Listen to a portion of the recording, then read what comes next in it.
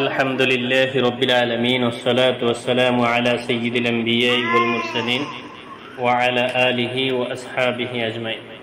সম্মানিত দর্শক শ্রোতা ভাই বন্ধুরা, আমাদের সমাজে অনেকেই বিভিন্ন কারণে ঋণগ্রস্ত হয়ে থাকে।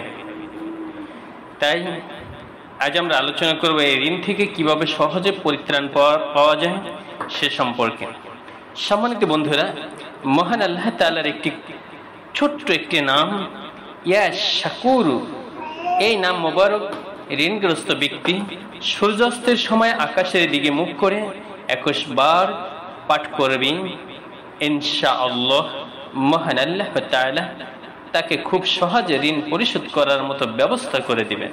আমি আবার বলছি, ইয়া শাকুর এই নামটি ঋণগ্রস্ত ব্যক্তি সূর্য অস্তের সময় আকাশের দিকে মুখ করে 21 বার পাঠ করবে, ইনশাআল্লাহ মহান আল্লাহ তাআলা তাকে খুব সহজে ঋণ পরিশোধ করার ব্যবস্থা করে দিবেন। সম্মানিত বন্ধুরা, এছাড়া আরেকটি ছোট্ট একটি আমল, সেটি হলো স্ক্রিনে দেওয়া পবিত্র কালামে হাকিমের ছোট্ট একটি আয়াত।